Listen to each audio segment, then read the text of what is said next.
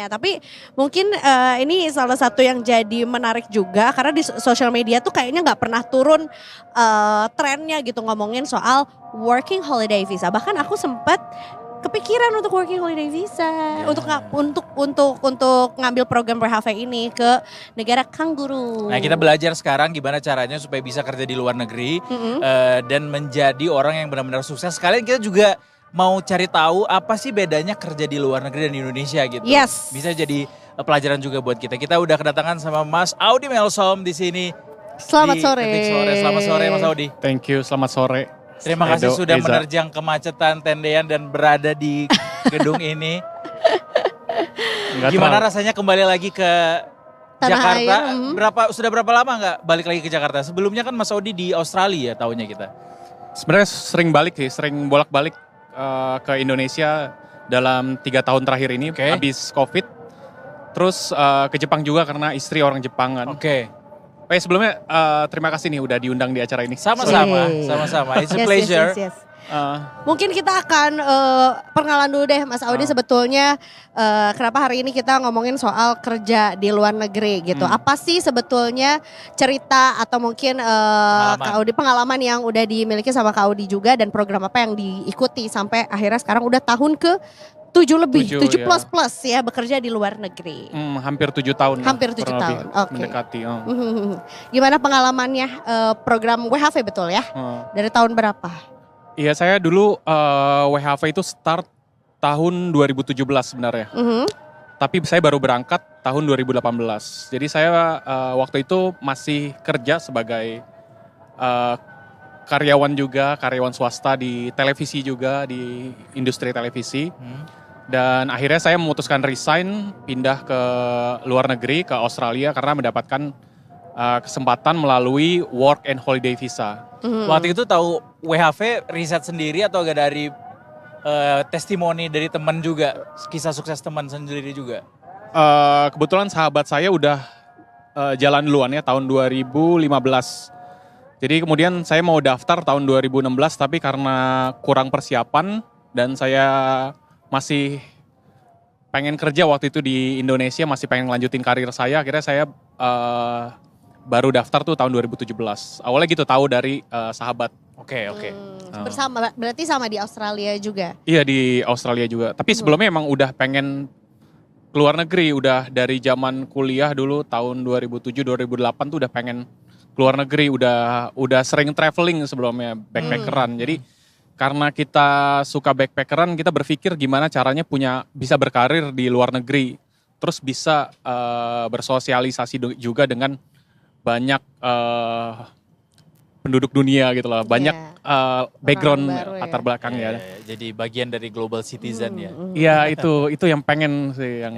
Dan akhirnya tercapai dan kita tuh pengen bawa ke sekarang nih kondisinya. Kan WHV ini semakin, kalau misalnya kita lihat di websitenya Ditjen Imigrasi itu banyak banget di kolom komentarnya nanya soal WHV segala macam. Kapan bukanya? Iya, nungguin kapan bukanya segala macam. Kemarin ada yang bilang 1M, ngumpulin 1M dalam 1 tahun pertama dengan WHV. Is it possible? Di Australia konteksnya. Kalau 1 miliar itu memungkinkan, tapi nggak mungkin konstan. Nggak mungkin konstan misalkan tahun as a working holiday holder ya nggak mungkin konstan. Mungkin tahun kedua atau tahun ketiga bisa didapetin, tapi itu cuma 0, sekian persen orang yang bisa dapetin itu. Apa faktornya, Mas? Pekerjaan. Oke. Nah, yang kita tahu kan Australia itu yang paling karirnya yang paling bagus kalau di Australia itu kerja di sektor energi. Kayak misalkan mining, terus solar, terus turbin angin. Nah, itu bisa dapetin segitu. Itu yang paling tinggi gajinya di sektor itu? Salah satu tertinggi di dunia juga. Oke. Kerja seperti itu. Which is one of your earlier Iya, saya pernah ya. kerja di Occupation situ di sana ya. dan memungkinkan untuk dapetin 1 miliar tapi nggak konstan karena biaya hidup tinggi juga di sana dan kita juga bisa kena pajak progresif kalau kita sudah menghasilkan sekitar kalau kita udah lebih dari 370 juta gitu kita menghasilkan pajaknya itu bisa jadi double. I see. Nah makanya agak sulit sih untuk bisa mencapai itu tapi bisa cuman sangat kecil sekali persentasenya. Sangat kecil. Karena setauku juga memang ada aturan mengenai, karena kan working holiday visa tuh ada worknya ada holiday-nya juga gitu. Jadi bukan visa fully untuk working Kerja. visa gitu ya. Jadi setauku juga ada batas jam atau batas apa ya untuk para pemegang WHV ini. Oh nggak ada batas jamnya. Oh, nggak ada Kalau batas jam. Sebagai working holiday maker itu nggak ada batasan kerjanya. Kecuali student. Oke. Student itu cuma bisa 20 jam 1 minggu. Nah kalau WHV enggak. Apa aja syaratnya kalau mau ikut? Kalau mau working ikut holiday? ikut WHV itu syaratnya pendidikan minimal D3 atau pernah mengikuti kuliah selama 2 tahun. Oke. Terus punya uang tabungan sebesar kurang lebih 55 juta. Oke, 5.000 USD 5.000 5.000 Australian AUD. dollar. Iya. Ya. Sama satu lagi sehat. Jadi nggak karena ada penyakit tertentu yang pemerintah Australia nggak mau nerima orang ya untuk masuk sana kayak misalkan TBC itu nggak banget orang nggak mau nerima. Jadi kalau ada penyakit itu kalau bisa harus sembuh dulu. Sama nilai IELTS minimum 4,5. Dan itu gampang banget didapat 4,5. Supposedly ya untuk orang yang sudah lulus D3 atau mungkin yang udah S1 gitu ya. Supposedly ya itu gampang Gampang banget kan. Tapi kan juga kita harus lihat juga bahwa sebetulnya tiap tahun tuh ada kuotanya ya. Kayaknya ini salah satu pembatasnya juga karena semua orang kayaknya berlomba-lomba deh untuk ikutan WHV. Ya untuk sekarang berlomba-lomba karena banyak influencer yang mulai mempopulerkan gitu. Iya. Salah satunya saya juga Including sih you, sebenarnya. Iya. Kalau saya sih lebih pengen buka jalan ke anak-anak muda. Jadi saya posting terus. Jadi saya kerja di mana ada historinya jelas. Karena saya emang pengen buka jalan buat anak-anak muda Indonesia supaya bisa kerja di luar negeri juga. Iya, setuju. Dan sebetulnya juga Mas Audi ini adalah pahlawan devisa. Exactly, Iya bisa jadi pahlawan devisa juga. Betul. Dan kita butuh lebih banyak diaspora Indonesia yang kerja di luar negeri gitu. Bukan jadi suatu sentimen negatif pada akhirnya ketika banyak orang yang memilih kerja di luar negeri. Buat Indonesia itu sentimen negatif. Karena kalau kita lihat data juga kurang kita tuh jumlah orang-orang Indonesia yang bekerja di luar negeri. Oh, jadi nggak hobi ngerantau kita? Apa gimana sih? Bukan nggak hobi ngerantau sih. Kenapa ya? Kenapa faktornya Mas Audi kira-kira banyak orang yang masih takut gitu kerja di luar negeri?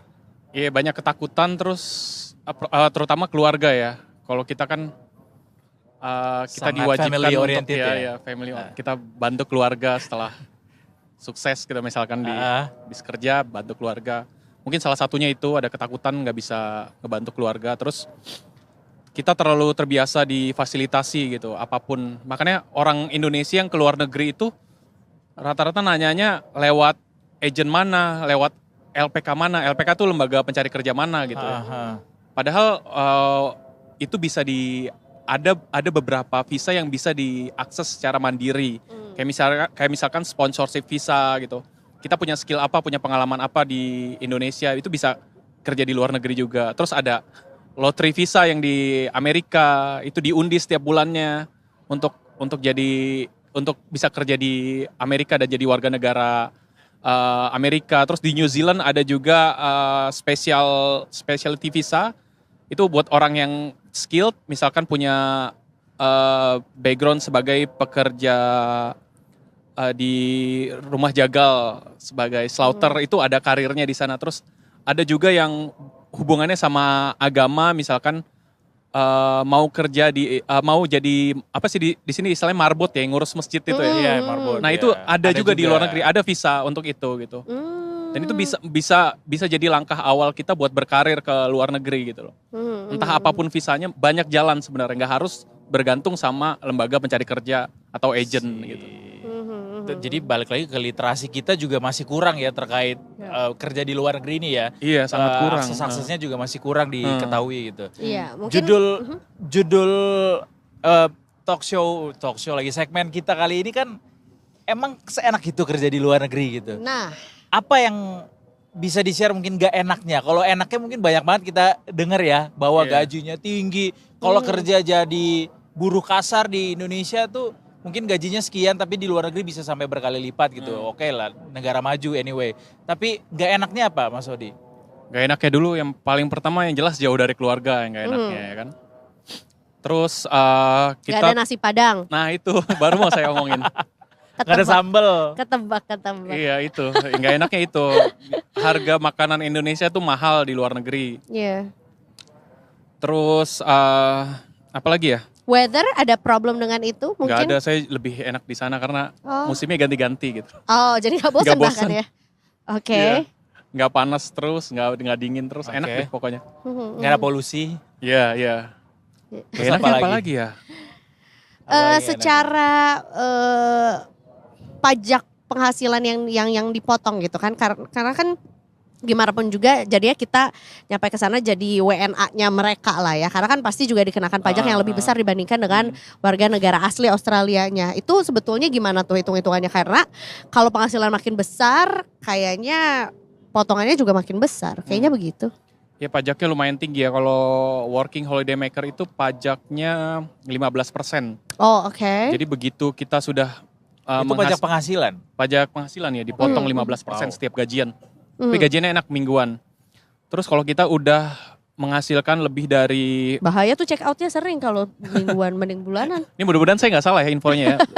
Kalau kita udah menghasilkan lebih dari 370 juta kalau dirupiahin, Ya. atau 400 juta gitu. Saya lupa antara nilai nominal segitu. Itu pajaknya jadi double, jadi 32%. 30%. 32. 32. Oh wow. Jadi kerjanya gimana sih? Iya, Pajaknya iya, iya. 32%. Iya besar banget ya. Nah, Kalau kayak jadi buruh kasar gitu kan, hitungan kita kayak kerjanya nelangsa gitu. Kalau di sana kayak gimana?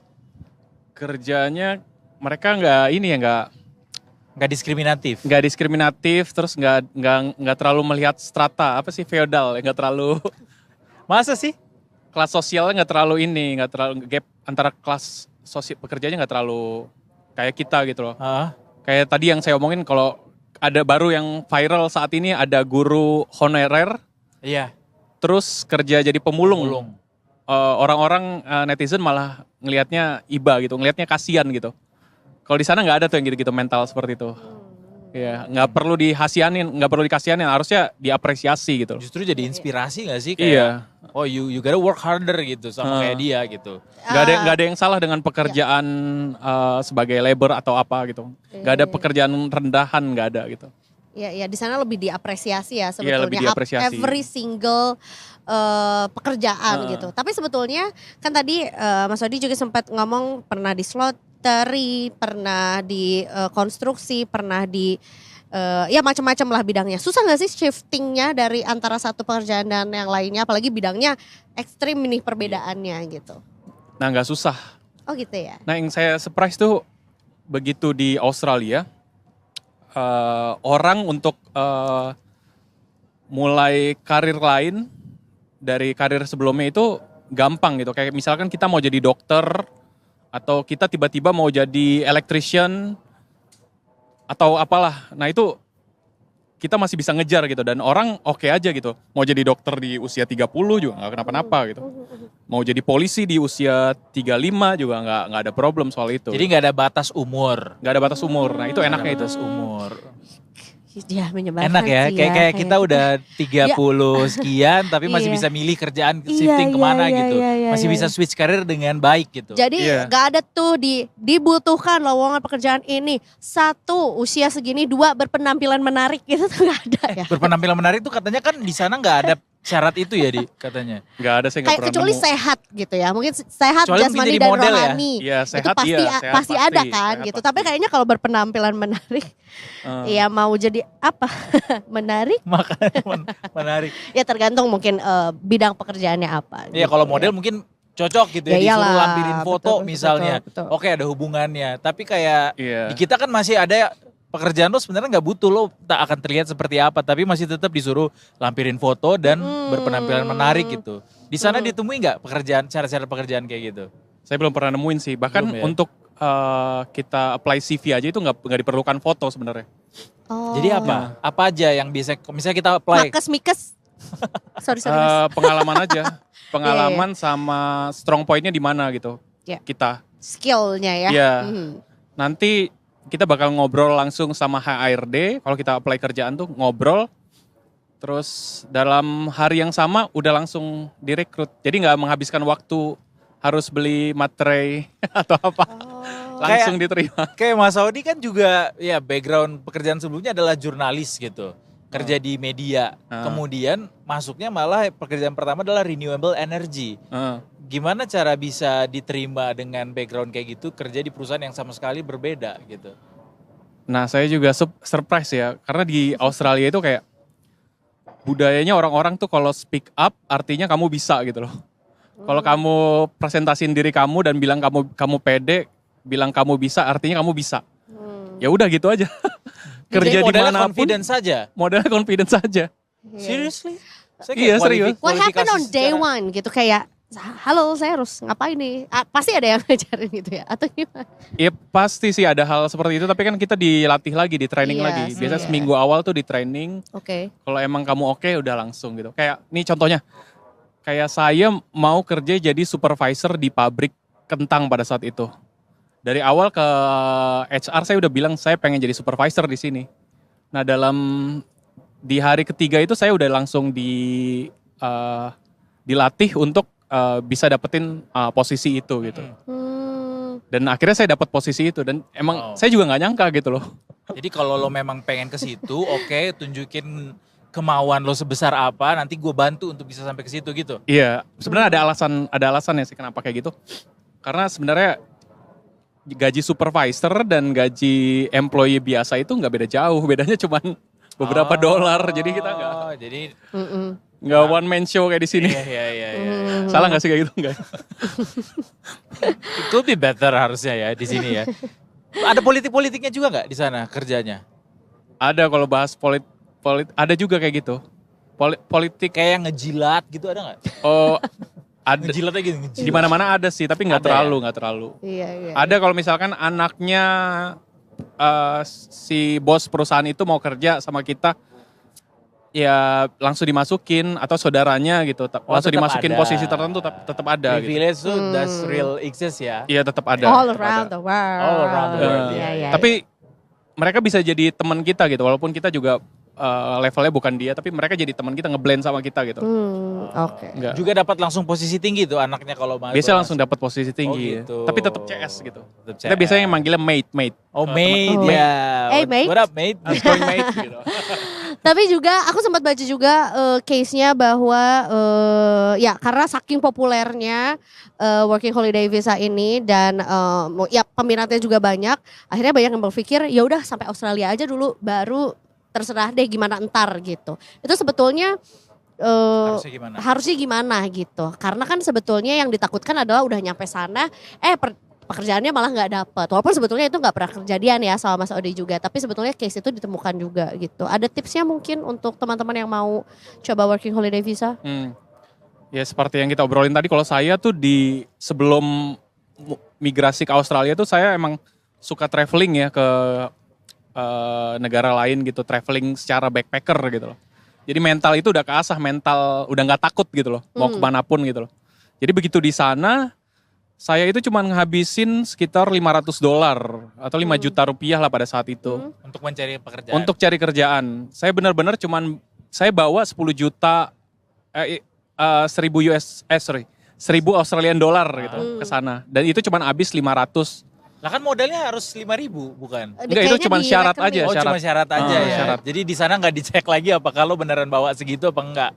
Enggak dicek lagi. Enggak ya? Enggak, Oh. itu syarat aja. Jadi kayak pinjem duit temen juga nggak apa-apa buat Pinjem naruh duit duit temen dulu nggak aja masalah, ya nggak buat syarat masalah. administrasi ya. Pinjam Oke. keluarga Dan siapapun. Dan dalam waktu 3 hari, iya saya dapat kerjaan. Pada waktu itu kerjaannya masih cash karena saya masih ngurus pajak pada saat itu, tapi dapat kerjaan gitu dan saya langsung bisa survive gitu untuk hari-hari selanjutnya. Dan dalam waktu seminggu saya di sana, saya udah dapat kerjaan di restoran waktu itu.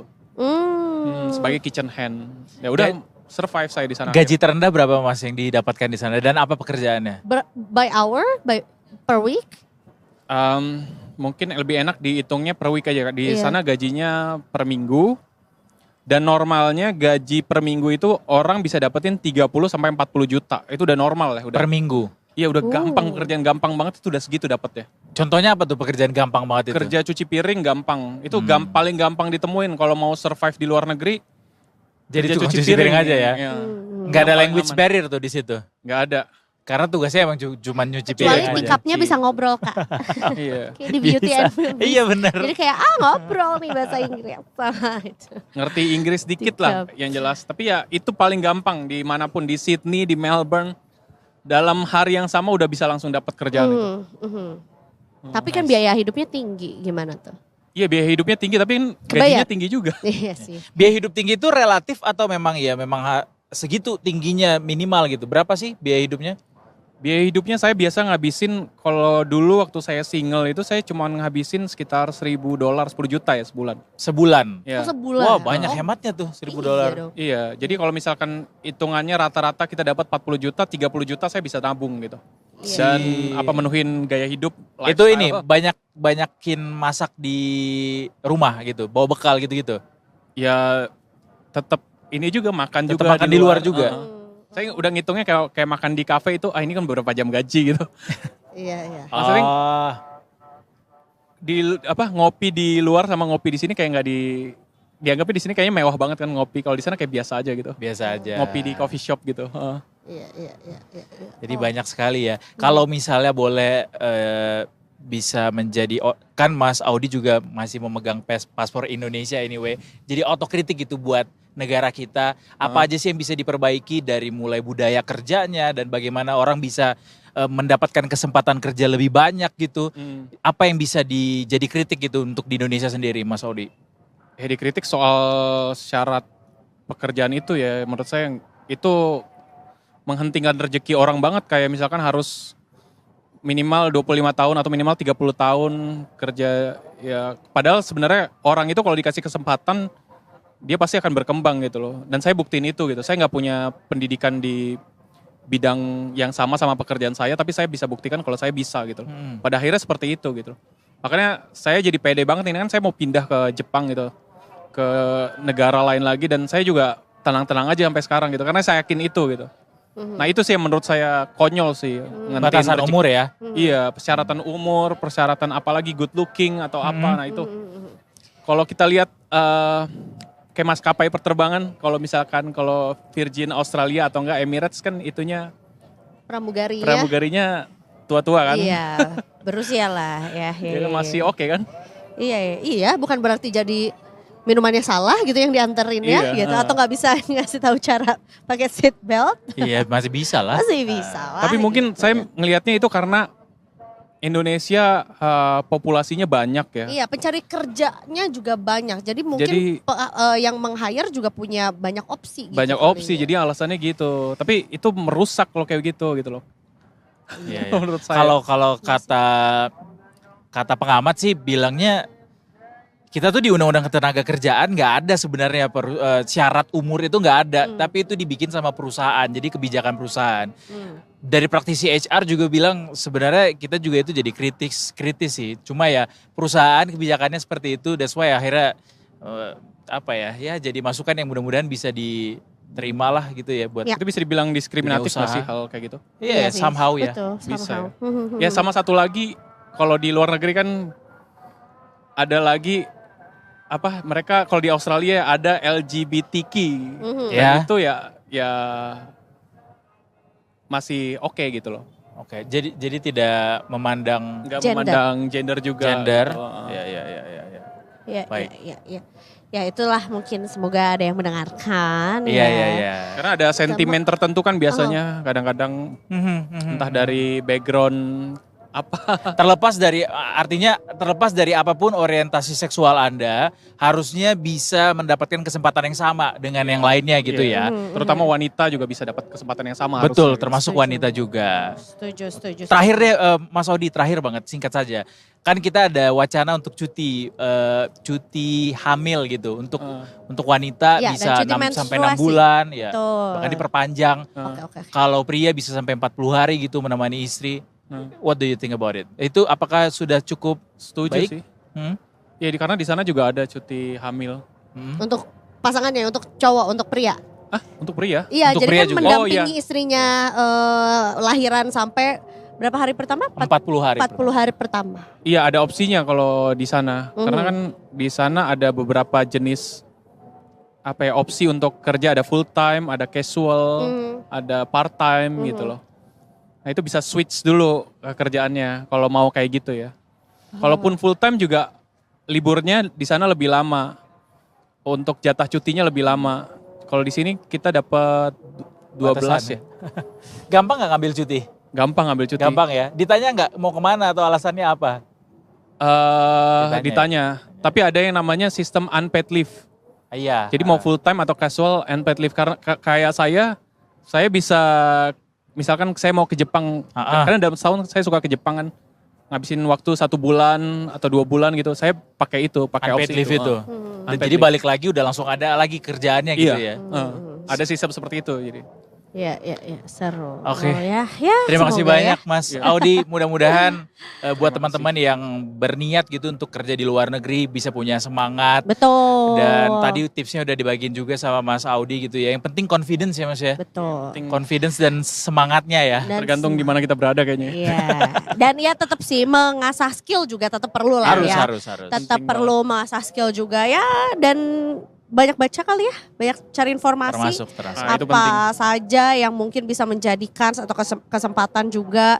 Jadi mungkin kalau misalnya di Australia ada fieldnya apa aja ya mungkin pertajam skill di situ di